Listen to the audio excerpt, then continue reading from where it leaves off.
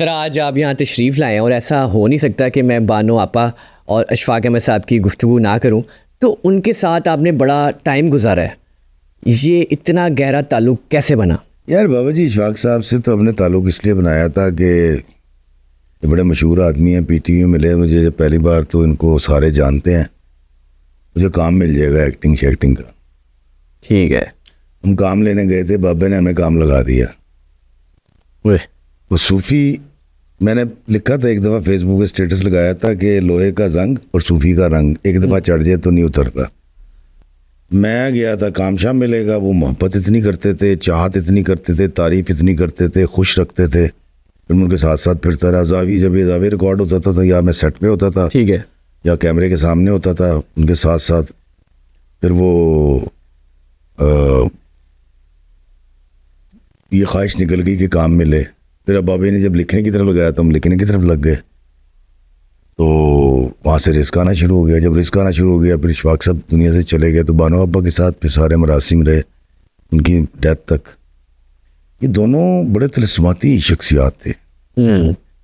दोनों से मैंने जीना सीखा, ख़ास तौर पर बाबा जी से। अभी भी सुबह को जब मैं वॉक करने जाता हूँ मैं और मेरी बीवी, तो इशफाक साहब का कोई ना कोई जाविया चल रहा होता है मेरे उसके अंदर गाड़ी के उसमें स्पीकरों में, और तेज़ आवाज़ में सुन रहा होता हूँ। आज भी मैं सुन रहा था। तो वो जो जीना, खुशी के साथ जीना, माफ़ी, दरगुजर, इनायत करना, आसानी बांटना, ये मैंने बाबा जी इशफाक साहब से सीखा। अच्छा। वो कहते ना अच्छे संग तरे वो खाने वाले नहीं, अच्छे के संग जब आप लग जाते हैं तो आप तैर जाते हैं। बिल्कुल। तो मेरी खुशकिस्मती रही, बल्कि आप फ्लूक ही लगा मेरा कि बाबा जी मुझे मिल गया और मैं बाबा जी के साथ चल पड़ा और जीने की अदा सीख ली। तो ये प्यार, ये मोहब्बत, क्योंकि मेरा ये यकीन है कि जब आप अल्लाह के बंदे के लिए आसानी पैदा करते हैं ना तो वो आपके लिए रिस्क हर चीज़ आसान कर देता है। बेशक। और आसानी सिर्फ यही नहीं कि आप किसी को पैसे दें, आसानी मुस्कुरा के बात करना भी है, आसानी एक अच्छा मशवरा भी है, आसानी देना रोड क्रॉस कराना भी है, आसानी इतना भी है कि सिर्फ एक तकलीफ वाले को सुन लें, यार क्या कह रहा है यार, उसको बाद में क्या कोई गल नहीं, मेरे नाल भी ऐसी फेर किया है। तो ये दो लोग, मैं तो चाहूँगा कि हमारी बच्चियाँ बानो कुसी आपा को पढ़ें ऐसी। सर एक खला कभी पूरा होगी? देखिए जी, हर दौर के अंदर अल्लाह ने अपना निज़ाम बड़ा कमाल बना रखा है। हर दौर के अंदर लोग आते जाते रहे हैं। मतलब जब मिर्ज़ा रफ़ी सौदा थे तो कोई कह सकता था कि गालिब पैदा होगा, या जब दाग थे, दाग का तो ताल्लुक भी शाही ख़ानदान से था। दाग की अम्मा की शादी हुई थी एक मुग़ल बादशाह से, और उसका तो रास्ते नहीं बन रहा था, गालिब को तो कोई सुनता ही नहीं था, ना माशरे मुशायरे में बुलाता था।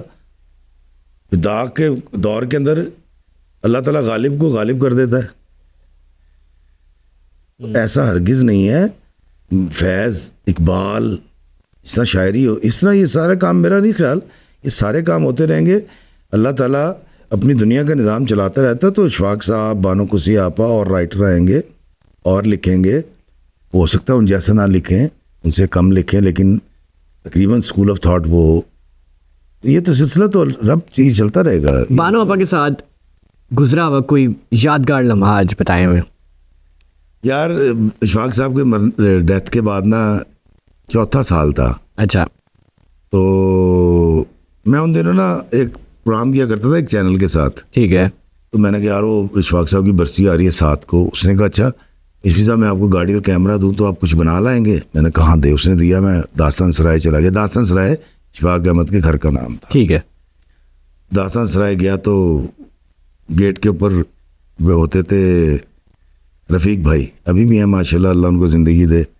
तो रफ़ीक भाई से मैंने कहा जी बानो आपा से कहेंगे इफ्तिखार इफ़िया है। तो उन्होंने कहा कि यार उनकी तबीयत ठीक नहीं है। मैं समझाया ही कर रहे हैं। मैंने कागज़ पकड़ा, उस पर लिखा बानो आपा इशफाक साहब अपने आप को सारी उम्र एक आम आदमी गर्दानते रहे और आम आदमी की बात करते रहे। अगर आज आपने इस आम आदमी से मिलने से इनकार कर दिया तो मैं आपका शुमार ख़ास लोगों में करना शुरू कर दूंगा। वाह। नीचे मैंने लिखा इफ्तिखार अहमद, प्रोफेसर इफ्तिखार इफ़ी, क्योंकि उन दिनों मैं पढ़ा रहा था नेशनल काउंसिल ऑफ आर्ट्स की तरफ से अच्छा। ड्रामा। अच्छा। शाकिर अली म्यूज़ियम में। और इप्सन ड्रामा एकेडमी की तरफ से। तो आपा मुझे प्रोफेसर कहती थी, ठीक है। उसकी वजह से वो अंदर चले गए। अच्छा 5-7 मिनट के बाद 2 खादमाओं ने बानो आपा को उठा रखा है कंधे, हाँ, और उनके पैर घिसटते हुए आ रहे हैं। यहाँ काका दस ओए, मैं कहा मैनू माफ़ कर दो, जाओ ताटी मेरे। वो फिर अंदर चली गई। तो ये वाला प्यार कोई करता है कि एक औरत जिसको ब्रेन हेमरेज हुआ वो, और मेरे जैसा बेवकूफ़ एक रुका लिख दे और बानो कुसिया इस हालत में बीमारी के गेट पे आ जाए। अब मुझे बताएं, अगर कोई ऐसे लोग आपने देखे हैं तो बताइए। मैं तो बेवकूफ़ था, जवान था, जज्बे कुछ और थे, लेकिन बताता इसलिए हूँ कि अगर ये वाली बेवकूफ़ी नहीं बताऊंगा तो उनकी जो बड़ाई है वो कैसे बयान होगी।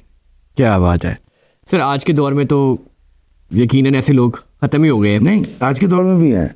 अच्छा। हम देखना नहीं चाहते। अच्छा, आपका जो बाप है ना, वो आपके लिए इशफाक अहमद है। क्या बात है।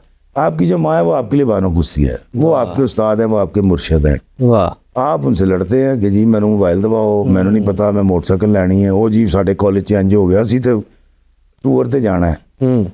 ये 2 हर घर में मौजूद होते हैं। ये 2 सूफी, 2 बाबे हर घर में मौजूद हैं, हमें नज़र नहीं आते। क्या बात है। आपके घर में जो डाकिया डाक लेके आता है या कोरियर लेके आता है, यार वो बाबा है। आपका जो कूड़ा उठाने आता है सफाई वाला, वो आपका बाबा है, सूफी है, आपको नज़र नहीं आता। तो कहाँ से मिलेंगे? ओए इधर आए हथिकार, हम तो उससे बदतमीजी कर रहे हैं। ये जो जब आप आते हैं इस बिल्डिंग में, आपका जो गनमैन ऐसे करके सलूट मारता है, उससे बड़ा बाबा है कोई यार? क्या बात है। वो जिससे आप सब्जी लेते हैं और कहते हैं कि भाजी 60 रुपए है ना, 20 नहीं गए, वो कहना भाजी कोई गल नहीं, फेर दे देना। तो वो बाबा आपको नज़र नहीं आता। मेरी सोसाइटी तो ये वाली है। ये जो बुराइयां बयान करते हैं ना मेरे माशरे की, मैं कसम खा के कहता हूँ, मैंने अभी वो चिकड़ चोले में एक मजमून है मेरा, बिल्कुल। मैं 1000 रुपये का नोट था मेरे पास। अच्छा। मैं नान वाले के पास गया, मैंने कहा यार 6 कुलचे दे दे। अच्छा। तो मैंने उसको 1000 दिया। उन्होंने कहा सवेरे सवेरे भान नहीं है मेरे पास, फिर दे देना। मैं हैरान, मुझे जानता भी नहीं, पहली दफ़ा गया हूँ। मैं अकेले वाले के पास चला गया। अच्छा। मैंने उसको जाके कहा, मैंने कहा यार ये अब मेरी नीयत ये थी कि तोड़ देगा। मैं कहा 2 दर्जन केले दे दे, पैसे भी नहीं पूछे कितने। उन्हें केले गिन के डाले, मैंने 1000 रुपये दिया। ये कोई 8-10 साल पुरानी बात। ठीक है। कहता ओ भाजी भान सवेरे सवेरे कितों ले आवा? कह रहा फिर दे जाना। अबे भाई तू मुझे जानता ही नहीं है। मैं बड़ा हैरान, यार ये क्या कर रहे हैं। मैं थोड़ा सा आगे गया, वो साग, सर्दियों की साग का मौसम था, मेरी बीवी साथ थी। मैंने कहा साग लेते हैं। मेरी बीवी ने कोई 7-8 किलो साग लिया और उसने, मैंने उसको पैसे दिए। करा भाजी मैं कहाँ से टूट, मैं कहो यार तोड़ दे यार, मैंने उसके पैसे देने। वो कह रहा फिर दे देना। ये सोसाइटी की खूबसूरती जो मैंने लिखी, आपको वो नज़र नहीं आती यार? मुझे बताएं, मैंने आपसे कितने पैसे लिए पॉडकास्ट के? नहीं लिए। मैंने आपको कोई आते कहो कि ऐ सवाल करना है, ऐ नहीं करना? नहीं कहा, बिल्कुल नहीं कहा। नहीं कहा। ये प्यार किसको नजर नहीं आना? मुझे आया। सर मैं यही गुजारिश कर रहा हूँ, हमारे मुआशरे में सारे अच्छे लोग मौजूद हैं। ये तो बहुत कम है जो बुरे हैं। क्या बात है। हमें नज़र क्यों नहीं आते? क्योंकि मैं तकब्बुर से देख रहा हूँ। ए कौन है? ओए ए ते खाक रोब है। ए कौन है? ए कूड़ा चुकन वाला है। ए कौन है? ए सब्जी फरोश है। ए कौन है? ए बाल कटन वाला। ओ भाई यही तो तेरे मोहसिन है, यही तो तुझसे प्यार करते हैं। मेरे मोहल्ले में एक पठान है, उनका वो स्टोर है, तो कभी कुछ लेना हो तो पैसे ना हो तो मैं जाता हूँ, कहता हूँ लाला पैसे नहीं है, ATM से मैंने लेके आने हैं, यही चाहिए। कहता हाँ तो लेके जाओ ना यार। वो कौन स्वाद का रहने वाला यहाँ लाहौर के अंदर। यार हमारे तो मोहब्बतें बिखरी पड़ी हुई है, हम देखते नहीं है। क्यों? मेरा जाविया फिक्र तनकीदी हो गया। भाईजान तनकीद की ऐनक उतारें।